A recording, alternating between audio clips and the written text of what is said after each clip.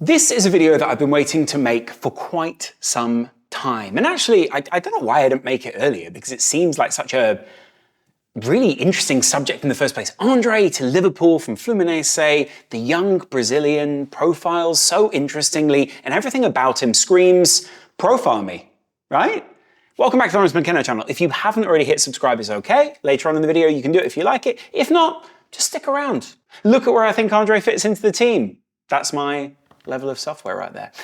Of course, André is someone who has been on quite a few people's radars more recently. He's a young, talented, more defensively minded player who, in terms of profile, actually probably isn't similar to these three guys. We're talking Soufiane Amrabat, we're talking Florentino Luis, and of course we're talking Cheick Doucouré. Three of the players that are on Liverpool's radar as well.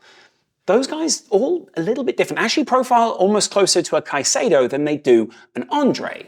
And of course, there is a reason why. And I think we need to get into that very early on in this Liverpool video, right? What Liverpool moved on, what Liverpool decided to change a long time ago now, was their midfield. Now, first time they did that when obviously the first time Jurgen Klopp did it was when he started to ship out the old midfield. They used to have the Joe Allens, the Emre Can types, and he started to bring in some different kinds of players or kind of upgrade in those positions or change those positions they were playing ever so slightly, right? And make it a more functional midfield. He then got to the end of the cycle of that and brought in Thiago. Thiago then completely changed the shape of that midfield again. Then they basically kind of reminded you couldn't rely on Thiago for every game of the season, so you need to facilitate in different ways. That slightly tripped Liverpool up at one point. And now what they're trying to do is find, well, I'm going to take you through the kind of player that they're trying to find now. And at least my belief is that they're looking for a new kind of six. Someone who is defensively minded, someone who can contribute to and make the other players better, but not necessarily someone that is as defensively minded as, say, your traditional six. What's weird about that is, and obviously you can completely debunk everything I've just said because they also made a great bid for Caicedo. But I think when a lot of people are overlooking with the likes of Caicedo, even Thiago, a lot of the people who I feel maybe get slightly misprofiled in midfield is that the defensive work that they do is and can be so high up the field and is different between Thiago and Caicedo that it contributes to attacks for those sides, right? And it contributes to control that those teams have. And it's the level of control and it's the way that you win the ball back, the way that you control is as important as just having control. But of course, first of all, the big idea here is to get someone who is defensively minded. Now, I also looked at who he profiles similarly to, and I've got to admit, I didn't know every name in this list. Like there's some Cruz Azul players in there, there's some Flamengo player. Not many of these players are particularly high up in terms of like rating, maybe. You've got a couple of MLS players in there, and obviously, you know, whilst it's a very good league, it's not exactly like the very peak of things. You've got Ugarte. I think that's a pretty interesting one because obviously he was someone that Liverpool were looking at before. Artur, not the one that we're, Alan, which is also a pretty interesting one. And, I mean, anyone else on that list that you think is interesting? Not really, right? Unless you want to go to Austin. I'm fascinated in going to Austin. Anyway, outside of that, it's kind of interesting to look at the way that André plays. I've watched quite a few highlight videos of him. I've got to admit, I've never watched a full 90 of Fluminense this season. Everyone knows about the big profile videos that team has had. Everyone knows about the more adaptable way that they choose to play. Maybe positionalism versus relationism is a big topic here. And actually, Liverpool are kind of playing with the Jurgen Klopp principle of the positionalism versus the relationism. But overall, I think they're still quite a positional side. He reads the game well. This is, by the way, from an athletic profile of him. Reading the game well by regularly hoovering up loose balls and blocking passes. Ball recoveries and interception rating, 82 out of 95, out of 99. Pretty high. Now, I always talk about this in terms of defensive players. I've spoken about it in terms of Liverpool players for a while now. When it comes down to defending, it's not just tackling. It's interceptions, it's kind of it's tackling on the ground, it's tackling up top. It's also blocks. It's basically making yourself as difficult to pass as possible, but in the most productive way for your side. Some players are coached into tackling in a certain kind of way. And, you know, obviously there's a famous FIFA line, right? Of like, sliding tackles is a lost art or a dying art in the game. And I remember for years just being like, I don't know, I do that all the time in the park. And it feels like, maybe it is kind of a dying art, but there are a number of players who are very good, because it is dying art, winning the ball standing up. Now, before I get into the rest of it, this is why he profiles as a defensive / facilitator. In terms of the attacking quartile, at least on his FB ref profile, non-penalty goals, 40%, so fairly low in terms of what he's getting there. Non-penalty XG, fairly low. Shots total, fairly low. Assists, very low. The amount of minutes he played last season, and then when you compare that to the outcomes in terms of his direct involvement in goals, extremely low. But passes attempted, he's in the 98th percentile for that. Pass completion, he's in the 99th percentile for that. And if you think about retaining possession, keeping the ball, rotating it for Liverpool in that midfield, especially in an adaptable side where people are always moving around and you need to be able to read the game, he's incredible at doing that kind of thing. He's also very good under pressure. His retention of passes is extremely good. His successful take-ons are really good. His touches, low percentile-wise. Progressive passes, low percentile-wise. Tackles, high or relatively high. Interceptions, pretty good. Blocks, lower, so less blocks. And clearances, he doesn't really have to make those at any point, so I'm not really that bothered about that. Aerial duels one, something we will get onto later. But it's that adaptability and the side of his play where the fact that he plays in a side that are much more fluid at the moment and that Liverpool are trying to be a much more fluid team, and now, this is one that I'm really excited about. I was excited about hearing that Doku went to City. I was excited when I heard that, Caicedo was going to Chelsea, even though I was a Liverpool fan. I'm excited when I think of Ezeberry Eze at City, because I think, what are you going to look like in that team? And adaptability is such a key part of this, right? His ball retention ability, very high. 79 out of 99 is a good score. His carry and dribble volume, 93 out of 99, very good. Link-up play, 93 out of 99, very good. Here's one thing I really want to flag. André would not be a signing for tomorrow. I mean, he would play, but he's not a signing for tomorrow. The guy is small in the Premier League. He's 1m76. Although someone has him listed at 1m70, which I find very weird, and that makes me question things. He's not the height and leggy kind of tarantula type that Fabinho is. But even Fabinho himself took 4 months to bed into a Jurgen Klopp system. Even though it was very clear where he fit in, and he could have fitted in at the 6 or the 8, Fabinho still took time to functionally work out where he fits into this midfield. André would very much need the same, and to be brought up to the speed of the Premier League, and also just the positional sense of the Premier League. When you watch the highlights of André, what I'm struck by is how many times you see him, and this actually doesn't show on these heat maps, but how often you see him very deep. I'm talking between the 6-yard line and the penalty spot, just distributing the ball out wide, out to a fullback, showing his passing range, sure, and showing how comfortable he is on the ball so deep, especially when he's so close to goal, especially maybe when there's shadows and pressure coming his way. He kind of plays his way out of trouble time after time after time. He turns, I see him kind of shifting the ball away from the opposition, hence the stats I just took you through. But on top of that, you also then see how comfortable he is, what a metronome he is for this side, how much he dictates the play for the team, how much they don't rely on him, but look to him for, some kind of fluidity, but also some kind of idea on where the ball's going to go next. Fabinho wasn't really that for Liverpool. He was very defensively minded, and he did boss the play at times, which I really liked about him. In fact, there are games I remember, even from last season, when people thought he had a poor season, where I thought to myself, wow, I still feel like Fabinho has got something extremely meaningful here that he can offer the team. And I was actually sad when he left because, well, first of all, I realised it would leave us in this kind of a position, but also then we got 40 million for him. So, swings and roundabouts. Let's look at some of these heat maps that I'm talking about, because I want to talk to you about versatility, adaptability, fluidity. He is a different player from Fabinho, but at the same time, he excites me in the same way as Fabinho did when he first came in.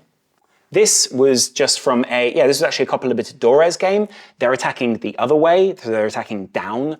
How that's the other way, I don't know. Look how defensive he is. Look how he's covering it, and look how many touches he has on that kind of left-hand side of the defence. Liverpool have bought a couple of players who are very strong on that left hand, well, one player so far, but you could also say McAllister is very strong on that side as well, who are very strong on the left-hand side, very strong on the left-hand side of defence in particular. Endo could slot into that back line. McAllister, very much part of a double pivot, the left-hand side, right? But look at this. This is basically him level with his back line, almost vertically, basically in the middle, but what I mean is horizontally, he goes basically in the same line as his defense. He's a defender at this point. Something interesting about that. You can dictate play from very deep there, but you wouldn't want to do that in that same way in the Premier League. And that's what I'm saying. When I talk about jump ups, or this is a jump up in terms of quality. Like, let's not get it twisted here. Like, this guy is capable, and this guy probably needs some time to adapt. But Liverpool will also want to adapt him. They'll want to work out exactly where he fits. They'll want to basically train him to do what he needs to do in the Premier League. That would be Virgil van Dijk's position. He would need to be down here. That would be Virgil van Dijk's position right there, where he's basically playing right now. That would be, a Kanji for Man City. It would be one of the two, probably Gabriel or Saliba on this other side. Yeah, Gabriel, right? And the point is that, that means that changes the level of pressure on you, the type of pressure on you, the kind of player that you need to be. Him being safe in that back line is so different to him being exposed and out right in the middle of the midfield. Now, partly that's going to be because of the style of play for Fluminense. Here's the other Copa Libertadores. Again, he's quite deep, not quite in line with the back line, but you can see a lot of the play goes through him, very centrally focused, but some good touches again, but weirdly out on the other side now. But look how deep he is there again. If you see that in a modern footballer, it's a weird one. It means how defensive he is really important to him, but at the same time, there's a couple of players, like maybe Xhaka sort of had like a similar heat map, not really going up there. It's kind of almost a Xhaka type profile, right? But even then, he was being pushed on because in the Premier League, you just don't need that.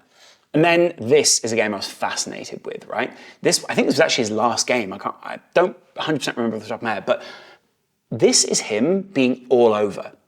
And look where he is most. He's not really covering all that much. Of course, his touches, I guess that's just an average of where his touches are.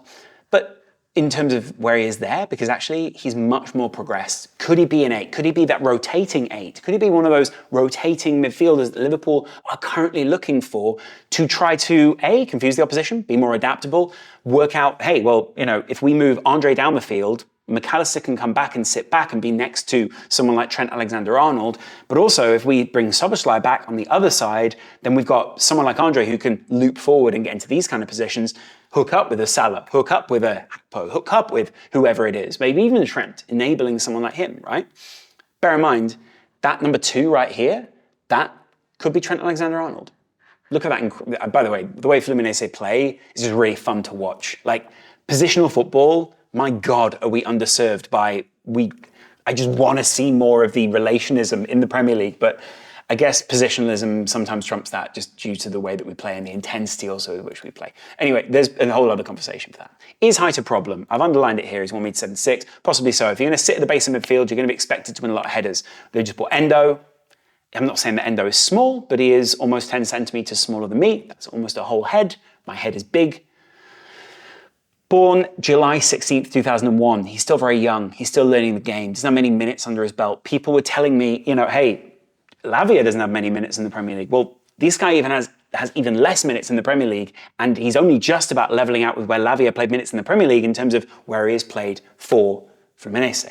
That doesn't mean that we discount him, by the way.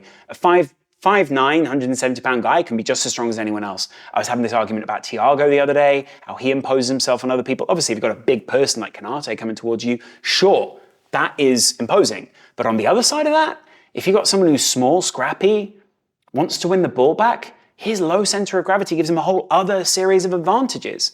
And I've not even gotten onto the advantages he offers to other people like Trent Alexander-Arnold. Someone who, and this isn't really a take of mine, but I watch a lot of the Redmen, I watch a lot of other Liverpool channels, and I've kind of trying to been quantifying what it is that Trent Alexander-Arnold brings this team.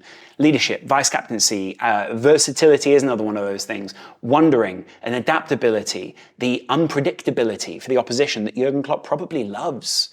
And on top of that, right now, he is pretty much given free rein on that right-hand quarter, or probably the whole of the right-hand side, to be honest, to wonder where he wants to go. Within reason, don't just wander off and get moody during the game. But you get what I'm saying. There is a freedom to the role that Trent has at the moment that Endo coming in probably would afford him a little bit more. André coming in probably would afford him a little bit more. Cheikh Doucouré coming in may afford him even more. Same with Soufiane Amrabat, the same with, anyone else on that list as well. If you want to sign another Benfica player, be my guest, basically. Can I do that? No, it's just one. Amrabat, followed by, obviously, Luis. and then CD. Would I have liked any of those three at any one point? Whether they go to where they've been to or ended up going to Liverpool or not? Yes. Am I now learning that there are other ways that these teams can play and other ways that I would like to set Liverpool up? This is how I think of Liverpool playing, or at least how they will be set up when given a TV slot, which is every week, apart from when you're in England. Obviously, he's going to play the 6, he's going to play the DM. There is obviously the adaptability and the element of rotation that means that actually you could play not a flat 3 there, but you play a 3 where basically you're enabling each of these 3 guys to be so adaptable, maybe less for Szoboszlai. That could also become a double pivot, because what you'll then play is a 4-2-4. Actually, not that. Probably a little bit more like that, or that, or that. There goes that 3, there goes that 2. Trent could push on like that. I don't know why I've done that one first. Because what I really wanted to say was, Trent's likely to come into midfield. Trent's likely to wander into the middle, right? Let me just bring André there, Konate there, Virgil van Dijk there. Robertson's actually down here, but sure, let's bring him in at left centre-back. Luis Diaz is there. Cody drops a little bit deeper. Szoboszlai comes wider, obviously. And then Salah drops inside here at the moment. It's interesting because if you look at that, that's kind of like 2 units of 5. It's probably not, because actually Trent and André, it's probably a unit of 3 and a unit of 7. But the adaptability, the change, the box that creates, either a box there or a box there, gives Liverpool a numerical superiority. And Liverpool are currently trying to play a numerical superiority game. Guess who else plays a numerical superiority game? Fluminense. They flood levels and parts of the field, right? And that's interesting. If you want to be closer together, if you want to overwhelm the opposition, having a player who's adaptable, who's able to deal with that kind of pressure, who's able to deal with close spaces, who's able to deal with those kind of things at a young age, André is that guy. Not only that, but he'd enable Trent to just be able to wander, right? Trent could end up down here. Like Trent could end up, basically, draw a line down the middle of the pitch, probably even from the goal there, and that's Trent Alexander-Arnold's range now. Do we want him here more often? Absolutely. But also, do we want to see him here putting crosses in? Is he doing a lot of the set pieces at the moment? Yes. That's Konate. He's doing a lot of covering right now for Trent. I think against Chelsea, Liverpool were possibly a little bit more fortunate that they got into positions where let me completely restart that. They got into positions where they were enabling Salah and Diaz and Hakpo and even McAllister and Szoboszlai to frighten the opposition. But what that also did was open Liverpool up at the back. And I think without Chelsea having a better idea of what it was they were trying to achieve, we got away with it. Liverpool will not get away with that for the rest of the season. Don't get me wrong, I'm very much supporting the team. I really enjoyed that game. They had a really decent game, but they won't always get away with that. So what I'm thinking here is when it comes to Liverpool buying a central defensive type, it's no longer the Fabinho profile that Liverpool are looking at. They're looking for a progressive player. Caicedo very much profiled as that. They didn't want to do that with Lavia because he profiled too similarly to other kinds of progressive players at Liverpool. André profiles very well in terms of what Liverpool want right now. But at the same time, I imagine that Klopp looks at someone like Curtis Jones or someone young within the team like a Harvey Elliott and goes, I'm not saying they can be André, but I'm saying, what is it that we could do with someone like you? Are you going to functionally do more than an André coming in? I need results quick. I don't need results next year. I need results fast. And I can't bed in a 22-year-old Brazilian as my main midfielder. He probably shows great leadership skills. He's very loyal to Fluminense. Fluminense, of course, batting away other bids. Manchester United showing interest, but apparently André only wanted Liverpool. Now, that may come back to blow up in my face, but that's not the point here. Like, that's what I've heard so far. Again, great coverage from the Redmen TV. But the point is, especially when you look at the likes of André or anyone else, young who's coming in, they will need time to bed in. André only wants to go to Liverpool, apparently. I don't know if that's true, and I only really believe players like that, not even when they've got the shit in hand. But the point is, if he came in, it'd be fascinating to see what he could do, but at the same time, the fascination wouldn't necessarily mean that you would feel sure. He's probably going to come in and show a lot of skill. There's going to be some great moments with him. The Liverpool crowd really appreciate ball retention. I remember when I was there last year, Harvey Elliott against Burnley, fell down on the floor, covered the ball up, got back up, knees, he had the ball between his knees weirdly, kind of trapped it in a way, but not in an illegal fashion, and got back up, runs away with the ball. I think Tsimikas maybe did the same thing. Anfield erupted. Anfield, I remember just everyone was applauding him. Andre's going to have a lot of those moments where he retains the ball and similar to a Bobby Firmino or someone like that, comes away and people are like, how did he just get out of that? That's brilliant to me. How did you just slalom through those players? And it's that low center of gravity, all those kind of things. I'd be interested to know where you guys think Andre fits in. I profiled Doku for Man City just the other day. It's pretty fascinating because Man City clearly lack the players that they've moved out, and Liverpool lack the players that they've moved out too. Part of that comes down to bad transfer planning from both sides, but also just underestimating the market, underestimating everything that's going on in terms of what it is that they're capable of getting in that summer. And now that's why Liverpool look at Andre. The likelihood is Fluminense will not let him leave until January. Liverpool will have to test Fluminense and basically up their bid if they want to get him early, whatever early means. But early would mean immediately. It would be great to see him come in. It would be great to see him taken under Klopp wing. It would be great to see him get training from someone like Thiago. It would be great to see him hook up with his other Brazilian compatriots in Alisson Becker. At the same time, it's not, I'm not saying he's not a solution. I'm just saying he's not the defense solving entirety solution immediately out the box that Liverpool are looking for. Endo's probably close to that. Endo's probably a bit of a stopgap for someone like an Andre, for someone younger. And at the same time, I'm always skeptical when a Brazilian comes in at Liverpool that in the long run, that person's going to want to go to Barcelona because they see Liverpool as a big club that they can then step up from. Go to Liverpool, get that immediate, profile within Europe, show you can do some great things within the Europa League, not the Champions League, and get on to Barcelona, get on to Real Madrid, go on to wherever it is that you've been fetishizing as you've grown up. I'm not saying Andre's that, I'm just saying there is, I'm always skeptical of that. So I'm interested to know what you guys think. Let me know in the comments below whether you think there is a particular profile. I think he would fit the side incredibly well. He does that standing up tackle that everyone wants him to do, wins the ball back particularly well. His shadow use is also really good. His reading of the game is fantastic. There's lots of different profiling elements that I love about him. And I'd love to know what you guys think about him. So let me know in the comments below, and hopefully I'll be profiling yet more players soon, unless, of course, we sign Andre. Good to chat to you guys. See you in a little while. Much love.